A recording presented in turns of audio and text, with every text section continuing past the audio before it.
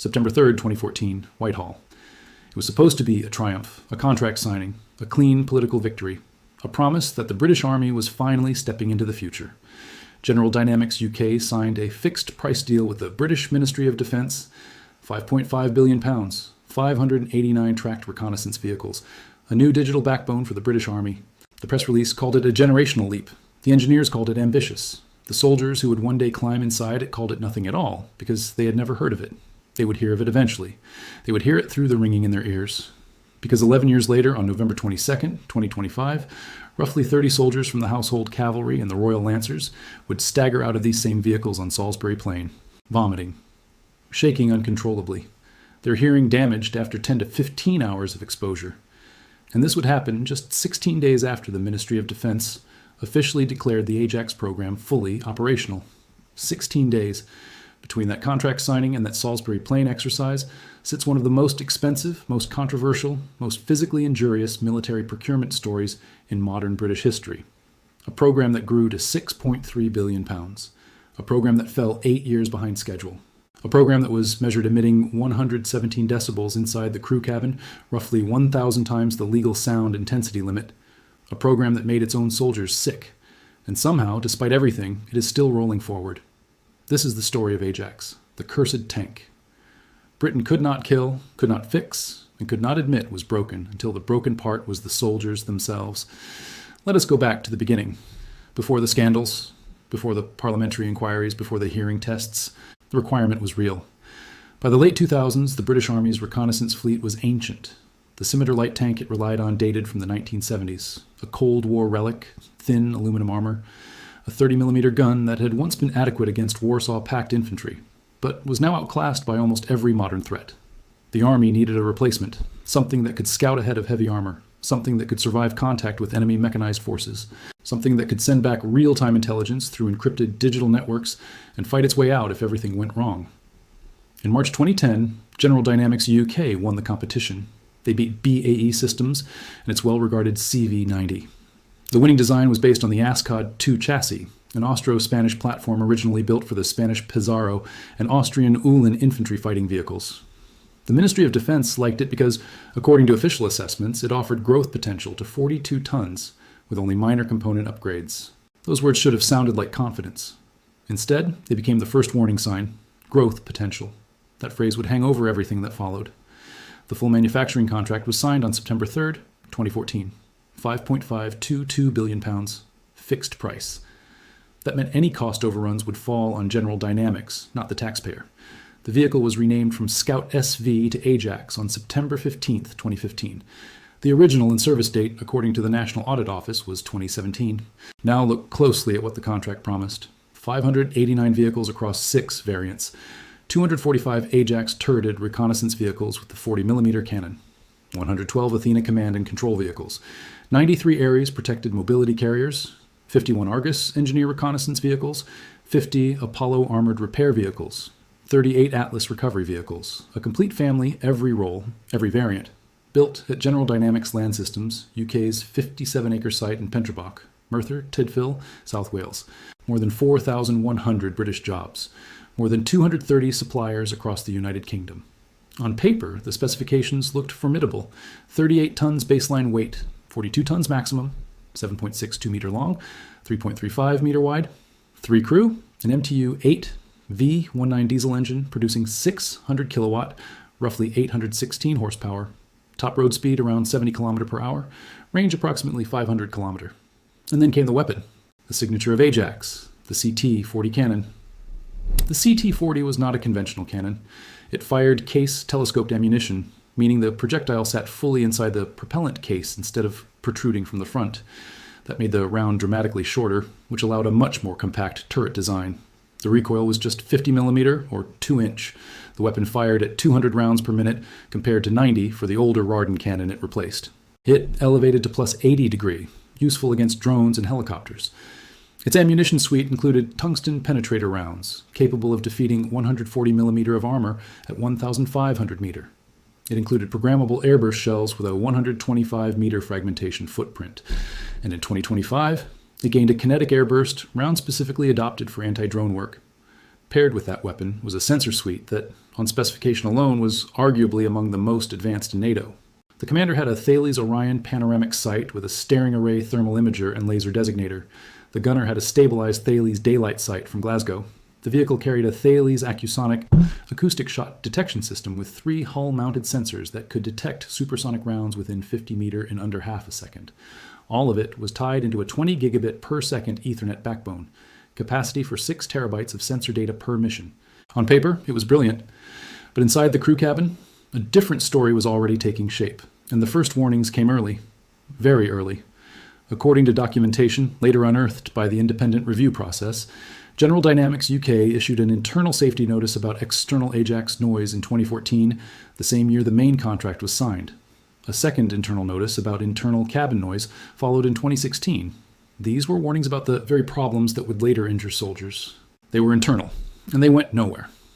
In December 2018, the Ministry of Defense's Defense Equipment and Support Organization issued a formal warning safety notice by email 425.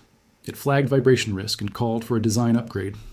According to National Audit Office findings, that design upgrade was not acted upon. In January 2020, the Defense Science and Technology Laboratory told Defense Equipment and Support that General Dynamics, UK's own noise and vibration calculator, underestimated actual levels. The tool being used to assess whether the vehicle was safe was, according to government scientists, giving numbers lower than reality. The following month, February 2020, the commanding officer of the Armored Trials and Development Unit at Bovington, later identified as Lieutenant Colonel Rob Page, refused to sign off on trials. His email, now part of the public record, contained a line that would become famous. The mitigation strategy of using unverified General Dynamics data and calculator, he wrote, was unethical and did not constitute safe practice or conduct. He was not finished. In a follow-up message preserved in the Sheldon Review, Page wrote something even sharper. Britain could not be in the business of a Chernobyl-style approach of known hazard exposure and then medical checks. Chernobyl. That was the word a serving British Army lieutenant colonel used to describe what he believed his superiors were asking him to authorize. The first documented vibration injuries arrived on July 9th, 2020. 4 soldiers from the Armored Trials and Development Unit presented at Bovington Medical Center with symptoms. The first verified hearing loss cases came on August 14th, 2020. 1 month later, between August and September 2020, the Institute of Naval Medicine recommended reducing the maximum trial speed from 30 km per hour to 20 km per hour. The King Review records that this recommendation was not implemented. On November 9th, 2020, the Ministry of Defense finally issued safety notice by email 1052, an immediate ban on dynamic use of Ajax, the first formal pause of the program. Trials resumed in February 2021 under heavy restrictions. Newly qualified household cavalry crews were capped at 30 km per hour, roughly 19 mile per hour. Leaked internal documents described crews limited to 90 minutes inside the vehicle. Ajax was unable to reverse over obstacles taller than 20 centimeter. The CT-40 cannon could not be fired on the move. Whatever this vehicle had been promised to be, a high-speed, next-generation scout, it was now something very different. Loud, slow, fragile, time-limited.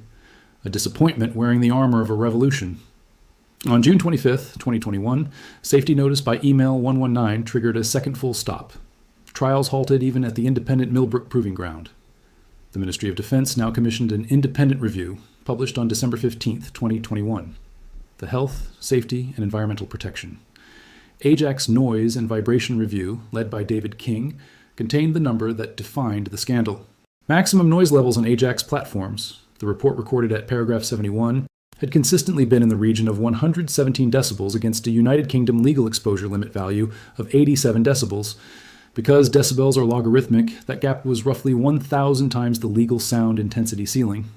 Whole body vibration levels, according to the Institute of Naval Medicine, could exceed statutory limits in approximately 1 hour in the worst-case scenario.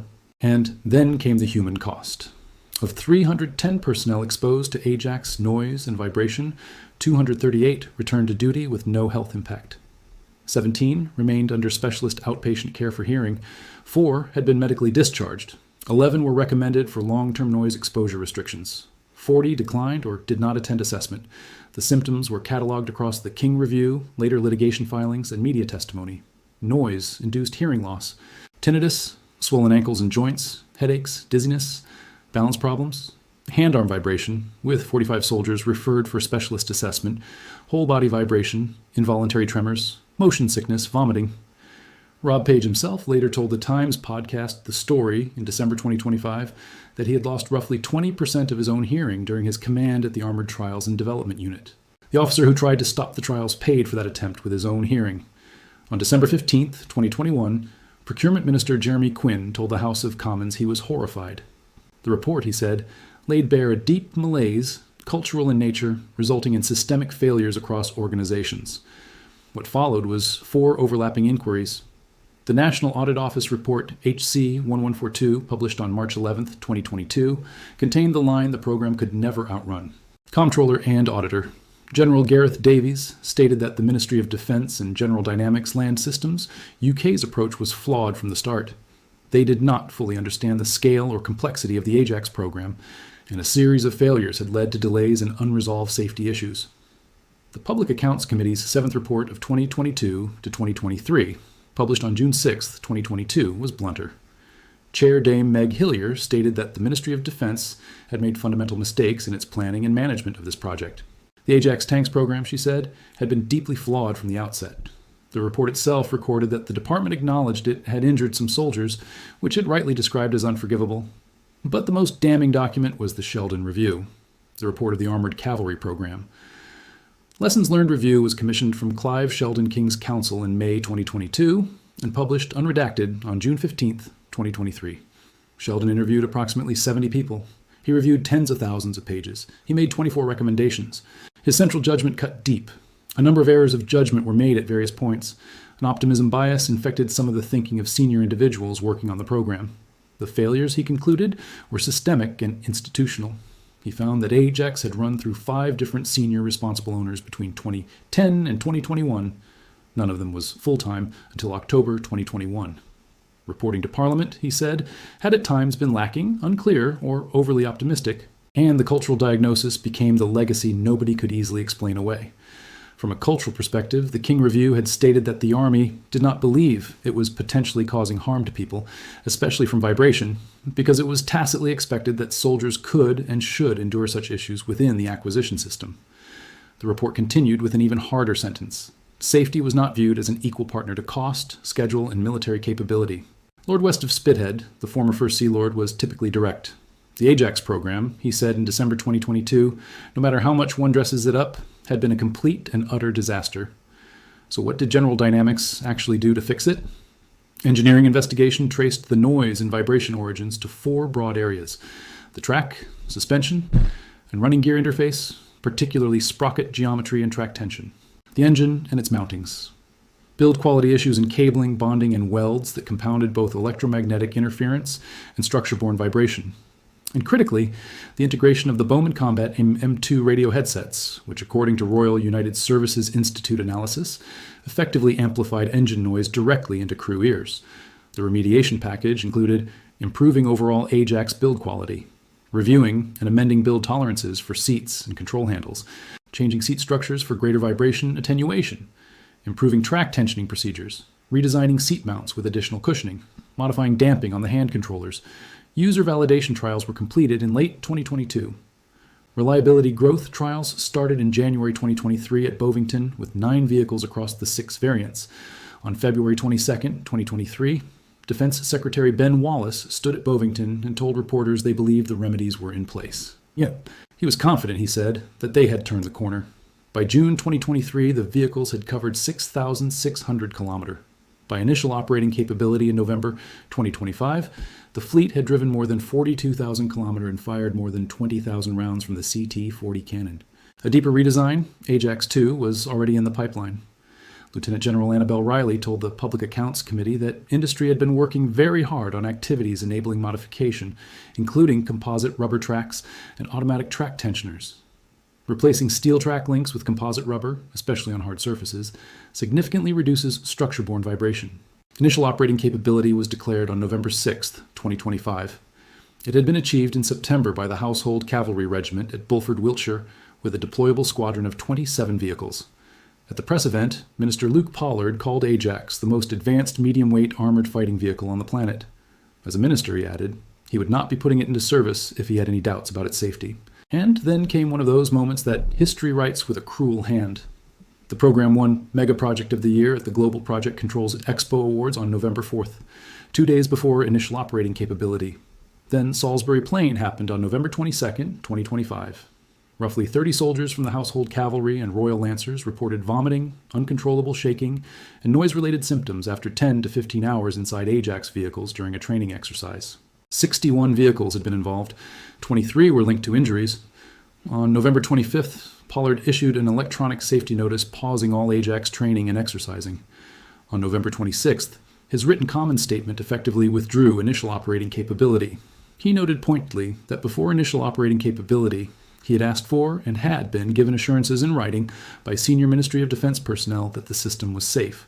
Those assurances had come from the Chief of the Defense Staff, General Sir Rowley Walker, and National Armaments Director Andy Start.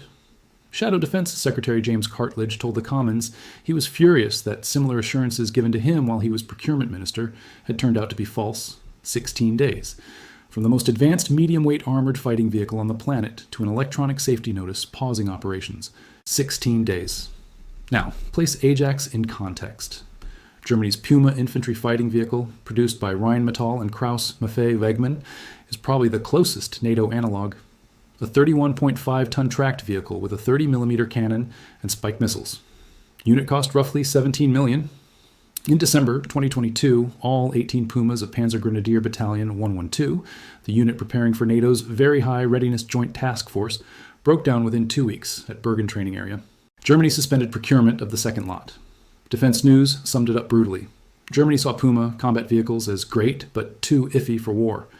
France's Jaguar, built by Nexter, uses the same CT-40 cannon as Ajax. It is a 25-ton 6x6 wheeled reconnaissance vehicle, roughly a third of Ajax's per-unit cost. It entered operational service in February 2022 without significant scandal. Different doctrine, though. Lighter, wheeled, less protected. Designed to fight, screen, and reconnoiter at operational distances on road networks, not to keep pace cross-country with Challenger 3 tanks. The American M10 Booker is the freshest cautionary tale. A 42-ton tracked vehicle built notably by General Dynamics Land Systems, the same parent company, armed with a 105mm rifled gun, sold as a light tank for airborne infantry support. The United States Army canceled the program on June 11, 2025. Around 80 of the planned 504 vehicles had been delivered. Unit cost, approximately $12.9 million. Army Secretary Dan Driscoll was unusually candid. They got the Booker wrong. He said they had wanted to develop a small tank that was agile and could do airdrops to places regular tanks could not. Instead, they got a heavy tank. Bridges at Fort Campbell could not support its weight. It was no longer airdroppable. Total spend, before cancellation, exceeded $1 billion. Ajax, then, is not uniquely cursed. Western armies are collectively discovering that heavy tracked platforms are no longer easy to get right. What distinguishes Ajax is that it injured its crews, was diagnosed in public, and forced a culture change in United Kingdom procurement that the Ministry of Defense acknowledges is still incomplete. The verdict on Ajax, as of today, remains unresolved. The vehicle has genuine capabilities. On specification, its digital backbone, its sensor fusion suite, and its CT-40 cannon with programmable airburst and anti-drone capability are arguably the most advanced reconnaissance package in NATO. Solicitor Carol Pang of Irwin Mitchell, representing serving soldiers, summarized the human cost with devastating economy. Nothing, she said, could make up for her client's lost career in the Army as a result of damaging levels of exposure that caused noise-induced hearing loss, tinnitus, vibration, and psychiatric injuries. Ajax is not only a vehicle problem. The engineering challenges were knowable in 2010. They were flagged internally in 2014 and 2018. They could plausibly have been designed out at the cost of time and money. Ajax is a governance problem. A fixed-price contract signed before the design was mature. 5 senior responsible owners in 11 years. A cultural assumption that soldiers would endure what the numbers said they should not. A reporting chain that allowed optimism bias to infect senior judgment. The November 2025 sequence says everything. Initial operating capability on Thursday, paused 16 days later. It is the miniature of the whole program, the same gap between written assurance and operational reality that the King Review diagnosed in 2021. The vehicle itself is 38 tons of tracked intelligence, surveillance, and reconnaissance, a 40mm cannon, megapixel thermal images, 6 terabytes of onboard sensor storage. On paper, it is probably the most capable reconnaissance platform in NATO. But that is the phrase that haunts Ajax. On paper.